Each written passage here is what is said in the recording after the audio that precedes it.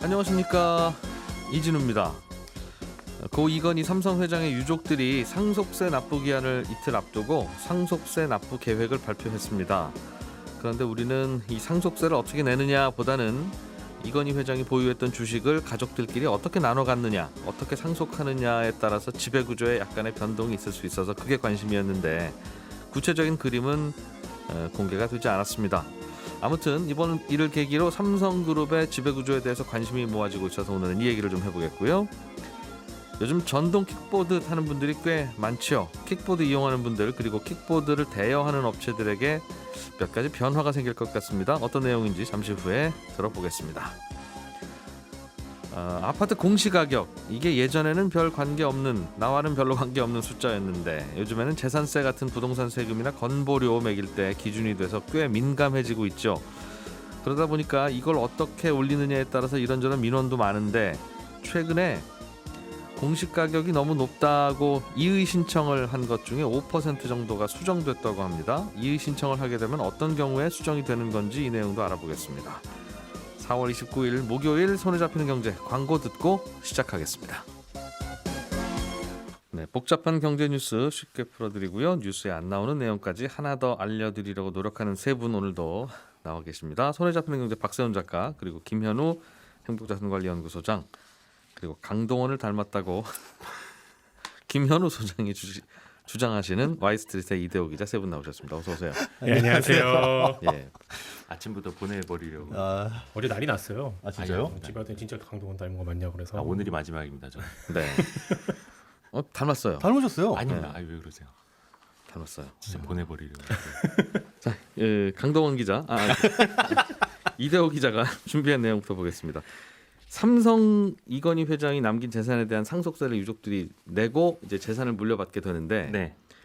이게 뭐 상속세 많은 것도 화제지만 그거야 그냥 계산해서 나오는 거니까 내게 될 거고, 대출을 그렇죠. 받든 어떻게 하든. 그렇죠. 이건희 회장의 지분이 이제 아들, 딸들 그리고 저 아내분께 넘어가게 되면 네. 그게 왜 중요한 건지 뉴스에 많이 나오더군요. 별로 이게 약간의 뭐 계열사나 이런 지분의 변동이 있는 건 아니라, 네. 돈이 어떻게 가느냐에 따라서 뭐 그 돈으로 계열 분리를 한다든가 뭐 이런 가능성이 좀 있어 보여서 그러나 봐요. 사실 그 경천 동지할 만한 일은 벌어지지 않을 거예요. 예. 그런데 아무래도 이제 아시다시피 우리나라에서 삼성그룹이 차지하는 이제 무게감이 있다 보니까 많이들 관심을 갖는 건데, 네. 사실 결론은 연예인 걱정과 재벌 걱정 이제 할 필요 없는 것처럼 그렇기는 한데, 그러니까 규모로 봤을 때는 뭐 세계 최고액의 이제 상속액을 남기시기도 했었고 해서 주목을 할 수밖에 없는 거죠. 남긴 재산이 이것저것 기타 등등 자잘한 건 빼면, 네. 자잘하다고 표현하면 참 그렇긴 한데 아무튼 그 규모에서는 좀 자잘해 보이는 건 빼고 나면 굵직굵직한 주식들이 좀 있죠. 어떤 게 있습니까? 거의 한 몇백억대 단위의 절삭을 하더라고요. 언론에서도 인용을 할 때. 일단 한 총액 한 26조 원 정도 되는데 그중에서 이제 지분 가치만 놓고 보면 한 19조 원 정도 됩니다. 이거는 예. 작년 10월에 돌아가셨기 때문에 그 사망 시점 앞뒤로 2개월 해서 총 4개월간의 평균 가액을 이제 계산을 한 거고요. 삼성전자 4.18%인데 상당 부분이 이제 삼성전자 지분이라고 보시면 되겠고요. 예. 삼성생명 20.76%, 삼성물산 2.88% 등이 있습니다. 근데 이제 중요한 거는 어제 이걸 그래서 유가족들이 어떻게 분배할 거냐 이거였는데 그 내용이 이제 빠졌어가지고 네. 좀 시장에서 좀 실망도 했었죠. 근데 오늘 보니까 새벽에는 홍라희 여사가 삼성전자 그 지분 0.9% 갖고 있는데 네. 이것만 하더라도 현재 가액으로 한 4조 원대 후반 되거든요. 한 4조 한 8천억 원 정도 되는데 이거는 물려받는 재산이 아닌 거죠. 이미 갖고 있었던. 아니 이게 이미 이제 0.9% 이제 갖고는 있는데 예. 그 나중에 받게 될 이건희 회장에게 받게 될 그 상속분을 포기할 거다라는 기사가 오늘 새벽에 좀 올라와서 이거는 좀 더 확인이 필요할 것 같아요. 그렇군요. 보통은 이게 상속이 되면 그 이제 예를 들면 할아버지가 돌아가셨다. 네. 그러면 할머니도 있고 아들 딸도 있다면 네. 할머니와 아들 딸이 1.5대 1대1 그렇죠. 이런 비율로 나눠 갖는 거라면서요? 똑같이 1대1이 아니라 예. 그 미망인 같은 경우에는 1.5 예. 그리고 조금 나머지 더 자식들은 드리죠. 1대1 대1 이렇게 받게 됩니다. 그래서 이게 굳이 서로 뭐 다른 합의를 하지 않으면 이 법정 상속 비율대로 나눠지는 건데, 그렇죠. 문제는 이제 홍라희 여사가 1.5를 받게 되면 네. 이게 뭐 표현이 어떤지 모르겠습니다만 할머니도 또 돌아가시잖아요. 네, 네. 그럼 이분의 1.5%도 꽤 큰 돈인데 그렇죠. 아들 나중에 딸들은 또 물려받을 때 또 상속세를 내야 상속세를 되니까 2번 내게 되죠. 그러니까 상식적으로는 굳이 받으실 필요는 없는 그렇죠. 상속세 때문이라도 네. 그래서 아마 이제 아들 딸에게만 나눠주겠다는 것 같아요. 또 이건희 회장 같은 경우에는 그 지분 그 분할에 대한 유언장은 따로 없다고 현재까지는 알려져 있잖아요. 예. 그래갖고 만약에 그게 합의가 안 된 것 아니냐 유가족들 사이에 그런 좀 관측들도 나오고는 있는데 만약에 정말 합의가 안 되면 일단은 법정 상속 비율 아까 말씀드린 것처럼 1.5 대 1 대 1 대 1 이런 식으로 예. 해서 일단은 신고를 해놓고 나중에 합의를 하게 되면 이거 정정 신고를 하면 된다고 하네요. 그렇군요.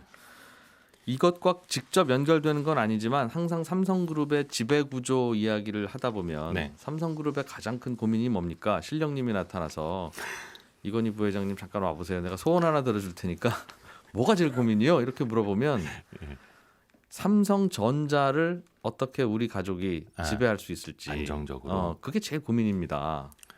라고 얘기하겠죠? 거의 삼성전자가 대부분이죠. 예. 그 지금 시가총액이 우선주 빼고도 한 490조 원 정도 되거든요. 네. 근데 이게 어떻게 보면 삼성물산을 통해서 이미 지배를 하고 있어요. 근데 삼성물산이 삼성전자를 갖고 있는 지분 한 5% 정도밖에 안 됩니다. 예. 아시다시피 삼성생명이 8.5% 제일 많이 갖고 있고 다른 계열사 가족들 다 합쳐서 한 20% 정도를 해서 삼성전자를 지배하고 있는 거고 결국은 그래서 삼성생명은 이제 조금 이따 말씀드리겠지만 보험업법 개정안 때문에 약간 좀 불안불안한 상태여서 이재용 부회장이 17.3%를 보유하고 있는 삼성물산만 꽉 잡고 있으면 네. 이미 꽉 잡고 있죠. 그래서 이제 삼성전자를 안정적으로 지배할 수 있는 구조는 이미 완성이 돼 있죠. 그러니까 삼성물산이 삼성전자 지분을 갖고 있고 네. 또 삼성생명이 삼성전자 지분을 갖고 있는데 삼성생명이나 삼성물산이나 다 결국은 이제 이건희 회장 지분을 물려받으면 이재용 부회장이 지배를 하고 있는 것인데 네. 삼성생명이 갖고 있는 삼성전자 지분은 좀 팔라고 할 수도 있다. 법이 바뀌면.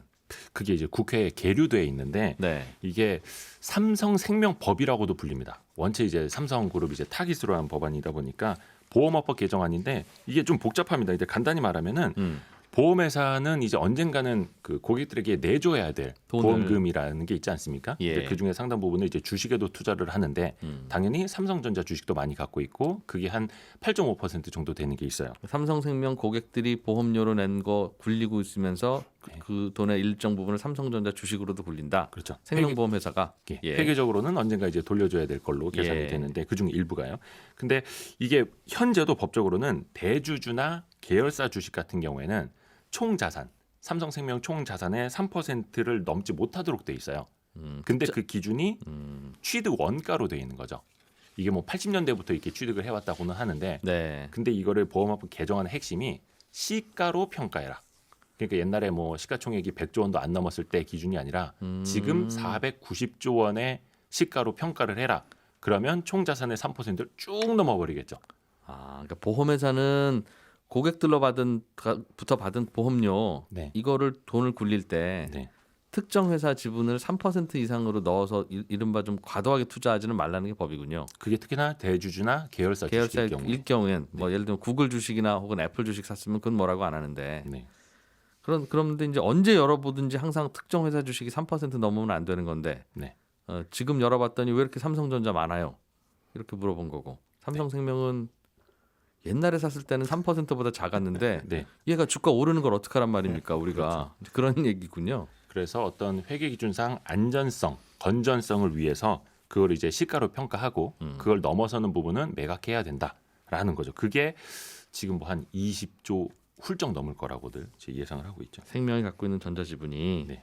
그래서 그거를 팔게 할 거냐 아니면 그냥 봐줄 거냐가 현재 국회에 계류만 되어 있는 그게 보험업법 그게 개정안이군요. 상당한 불확실성이죠. 왜냐하면 삼성 일가에서 봤을 때 뭐 일가의 문제가 아니라 삼성그룹 전반적으로 봤을 때 20몇 조 원에 해당하는 삼성전자 지분을 딴 데도 아니고 전자의 지분을 판단해요. 예. 그래서 결국은 이거를 팔게 되면 삼성물산이 사오는 것 아니냐.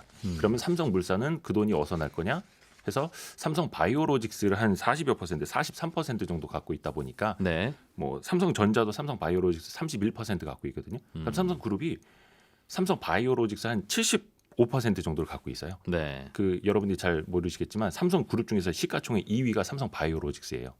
그러니까 그건 이제 충분히 갖고 있으니 삼성물산이 그걸 좀 팔아서 그 돈으로 삼성전자 지분을 사오는 건 어떻겠느냐. 이런 시나리오도 나오죠. 나오고 있죠. 네. 아무튼 지금 청취하시는 분은 귀로 듣기에는 굉장히 이게 복잡했을 되게 텐데 복잡해요. 이거 그림으로 그려놔도 칠판에다 이게 잘안 그림 되거든요. 그리면서 봐도 저게 뭐지 싶은 그림이긴 하는데 네. 이게 뭐 갑자기 무슨 큰 변화가 생긴다는 건 아니고 그렇죠. 이제 상속세 내기도 하니까 이게 화제가 되는 김에 삼성그룹의 지배구조에 어떤 고민거리가 있는지 이슈가 있는지 알아봤다. 네. 그런 뜻이죠. 좀 전에 삼성전자 1분기 영업이익 발표됐는데 9조 3천 전년 대비 45% 오른 걸로 나왔어요. 예, 이제 지난번에 속보치는 발표가 됐었고, 네. 그게 이제 조금 수정이 됐느냐 정도인데 똑같네요. 네. 지난번에 발표됐던 숫자하고. 고맙습니다, 박세훈 작가님 챙겨주셔서. 또 체크까지 해주시고 별 말씀입니다. 퇴근하시나요? 훌륭하십니다. 예, 박 작가님께 준비하신 아이템으로 넘어가 보죠. 전동 킥보드 관련해서 취재를 해오셨는데 네. 전동 킥보드 관련해서 뭐가 바뀝니까? 다음 달 13일부터 관련 법안이 바뀝니다. 일단 킥보드 탈 수 있는 나이가 제한이 됐는데 예, 그 법에서 탈 수 있는 연령을 정해둔 건 아니지만 앞으로는 킥보드를 타려면 우리가 흔히 말하는 오토바이 면허증 있죠. 이런 원동기 면허증이 있어야만 가능합니다. 근데 이걸 딸 수 있는 나이가 만 16세 이상이거든요. 16세. 예, 그러니 예. 만 16세 미만은 타면 안 된다는 겁니다. 무면허로 운전하다 걸리면 범칙금 10만 원 내야 되고요. 예, 만 13세 이하의 자녀가 킥보드 타다가 적발되면 부모가 10만 원을 내야 됩니다. 아이든 부모님들은 필히 주의를 더 하셔야 되고 예, 인도로 달리면 안 되고요. 킥보드는 자전거 전용 도로에서만 주행이 가능한데 자전거 전용 도로가 없는 도로에서는 가장 우측 자리에서 달려야 합니다. 헬멧도 의무적으로 써야 되고 음주운전 안 되고 2명 이상 타는 것도 안 됩니다. 위반하면 전부 다 돈 내셔야 됩니다. 예. 이렇게 바뀝니다. 바뀌는 건 특별히 나머지는 당연히 뭐 헬멧과 음주운전에 대한 건 상식인데. 상식인데 이게 예. 12월에 법안이 나왔을 때는 헬멧 의무가 아니었어요. 그 당시에는 네. 또 한 번 바뀐 거라서 요거 아직 모르는 분들이 계셔서 확인차 한번 더 현실성이 말씀드리겠습니다. 떨어지죠. 단속하기도 힘들고 사실 오토바이 타고 다니시는 분들 헬멧 안 써도 그거 경찰분들이 옆에 지나가도 안 잡는 경우 많습니다. 너무 빠르니까 못 잡는 빠르기도 건데. 하고 또 다른 이제 킥보드 정도는 잡을 수 있지 않을까요? 예.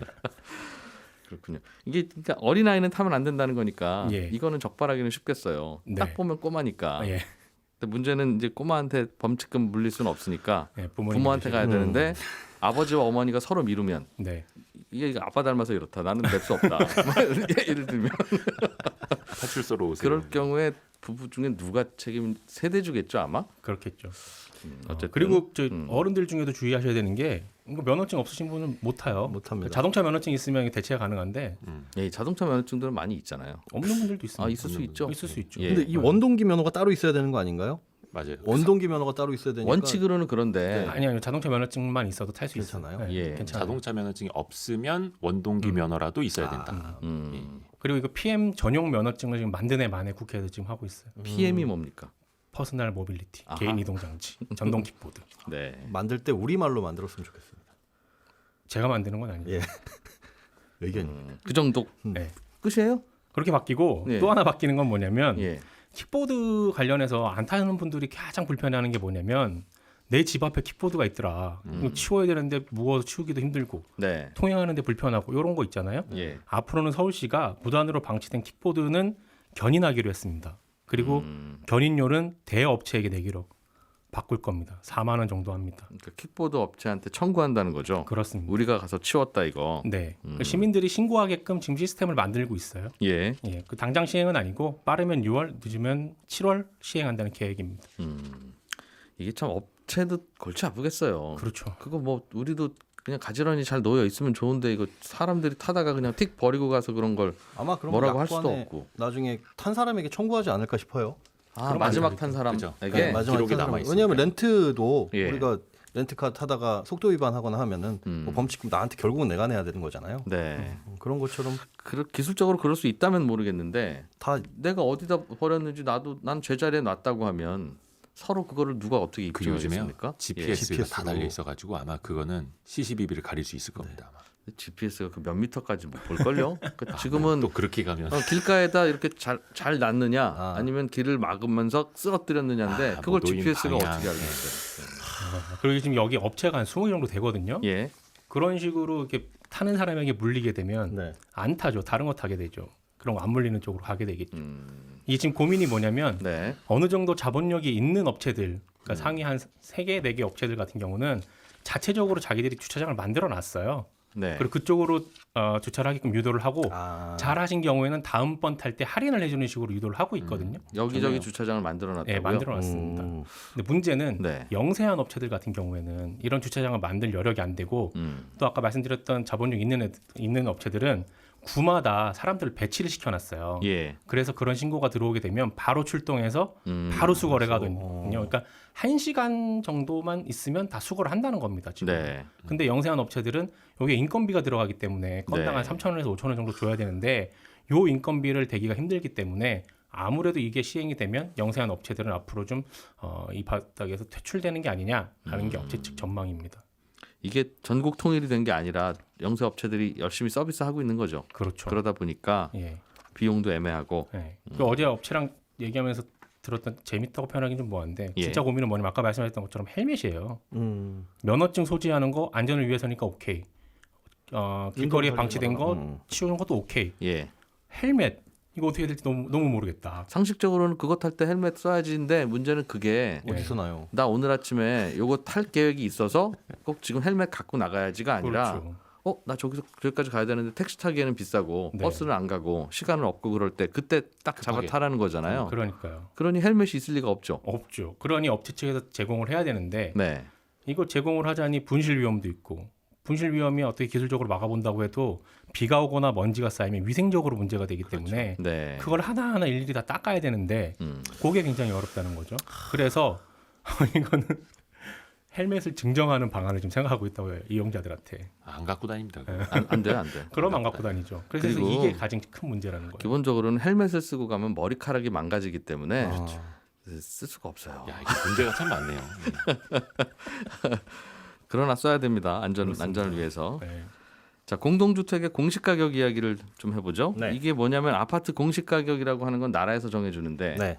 그 공시가격에 따라서 세금과 건보료, 뭐 기타 등등 기초연금, 예, 등등 어찌 보면 기초연금 받으실 나이 드신 분들은 이거가 조금 높아지면 또 못 받을 수도 못 있고. 받을 수 예. 있으니까 대단히 예민한 네. 건데 그래서 이의 신청이 꽤 많았다고요? 네. 전체의 작년보다 늘었는데 한 32.6%가 작년보다 늘었습니다. 49,600건 정도인데 일단은 여기에서 이제 수용이 된 게 5% 정도입니다. 네. 수용이 된 게 2,485건인데 이것만 조정이 됐냐? 그게 아니라 이런 의견이 나오고 수용이 되게 되면 그 주변에 네. 옆에 집도 포함이 되겠죠. 연관 세대 이런 것들까지 포함을 해가지고 총 49,663건이 이번에 조정이 됐습니다. 아파트 동 같은 경우는 301호 주민이 이의 신청해서 받아들여지면 예, 401호, 501호 다 조정된다. 네네 그런 식으로 연동이 되고 이게 반드시 낮춰진 것만은 아니에요. 한 2% 정도는 올려달라. 높여달라는 민원도 있다고 하더군요. 예, 재건축 때문에 초과이익 환수제 때문인 것으로 보입니다. 그거 무슨 말이에요? 초과이익 환수제 그러니까 재건축 시점 당시 예. 나중에 가가지고 다 완공이 되고 들어갔을 때 이익이 많이 나면 최대 절반까지는 이 부담금을 내야 되는데 그러니까 낡은 아파트였을 때 가치 평가를 높게 받아놔야. 1억짜리가 10억짜리가 되면 그 9억이 차익이 크면 그러니까 2억짜리라고 주장하고 싶은 거군요. 네네 그런 겁니다. 그래서 그것 때문에. 높여달라는 경우도 있다. 예, 높여달라는 경우도 있어서 조정이 되긴 했습니다. 그리고 뭐 말 되면 높여주기도 한다. 예, 예. 그 대부분은 각자 높이고 싶거나 낮추고 싶은 경우가 많을 텐데. 그렇죠. 뭘 갖고 가서 이의 신청을 해야지 누구는 받아들여주고 누구는 안 받아들이고 그럽니까? 대부분 이제 안 받아들여진 95%가 읍소형 민원입니다. 너무 비싸다, 낮춰달라, 어떻게 살라는 말이냐, 라는 식으로 나오면 이거는 못한다. 그래서 그러면 나머지 5%는 도대체 어떻게 민원을 제기했는데요? 여쭤보니까 예. 약간 더 구체적으로 시세의 문제를 삼는 겁니다. 그러니까 이 공시가가 산출되는 과정을 좀 아셔야 되는데 일단은 부동산원에서 이 조사원이 시세를 조사를 합니다. 네. 그리고 그 시세가 얼마다라고 생각이 되면 여기에 이제 현실화율을 곱해서 산출을 하는데 올해의 현실화율은 70.2%. 이거는 이 현실화율 너무 높아요. 65%를 해주세요. 이런 민원은 안 통합니다. 네. 얘는 고정이고 이건 전국 모든 주택이 고정이에요? 아파트. 아파트? 예. 그러니까 이거에 대해서 사실은 시세가 잘못됐다라고 하면 그거는 바꿀 수 있지만 현실화율은 낮춰주세요가 안 된다는 거죠. 그럼 민원상. 우리 집 아파트 공시 가격이 7억 이렇게 나왔다면 그러면 시세가 10억 10억으로 이기 때문이다. 그렇죠. 그런데 내가 보기에 우리 아파트 10억 아니다. 예를 들어서 길 건너 아파트는 10억인데 우리 아파트는 거래도 없었고 네. 뭐 형태도 다르고 햇빛도 안 들어온다. 햇빛도 안 들고 주차장도 좁아가지고 이거 한 9억 정도에 거래된다. 네. 이건 다시 봐주세요. 이러면 처음부터 시세 조사 과정을 다시 거친다고요. 아, 9억이구나라고 네. 하면 9,7에 63, 6억 3천으로 낮춰드릴게요. 그렇죠. 낮춰드릴 깨우는 아니고 일단 그당 해당 아파트를 조사했던 부동산 조사관이 다시 보면 의미 없으니까 네. 그분이 다시 보기도 하는데 그분이 다시 본 다음에 뭐 지사장, 부동산원 본사 그리고 다른 지사에서 교차를 한다고 해요. 그러니까 강남구 조사관뿐만 아니라 뭐 저기 다른 지역에 있는 시세를 이분- 다시 그렇죠. 한번 다시 한번 확인해본다. 보고 그다음에 요번에는 이제 처음으로 예산이 반영된 게 민간의 감정평가사가 네. 외부에서 한번 다시 그래서 다른 사람이 요모조모 들여다본다라고 보시면 될 것 같고 그렇게 해서 수정해 준다 이거죠. 네 그렇습니다. 알겠습니다. 킥보드 얘기할 때는 막 의견이 많던 분들이 네. 삼성그룹 지배구조와 공시 가격에 대해서는 조용하세요 지금 두 분이. 나와 관계 없다 이거. 난 집도 없고 회사도 없고 그러니까요. 킥보드는 가끔 타니까. 두 분 재미있었어요. 예. 아 그렇군요. 그래서 일부가 받아들여졌다. 네. 그럼 그리고- 오늘 공시된 가격은 이제 더 이상 확정인 겁니까? 그렇진 않습니다. 이제 5월 28일까지 또 연락하고 예. 공시 정정 신청을 할 수도 있어요. 할 수 있어요. 이때 좀 예. 자 오늘 경제뉴스 정리 여기까지 하겠습니다. 이대우 기자, 김현우 소장, 박세훈 작가 세 분 고생 많으셨습니다. 고맙습니다. 네, 고맙습니다. 감사합니다. 오늘 11시 5분에 하는 손경제 플러스에서는 요즘 한창 뜨거운 이슈인 가상화폐에 대해서 두 분의 전문가 모시고 아주 깊게 논의를 해보는 시간 갖습니다. 들어주신 여러분 고맙습니다.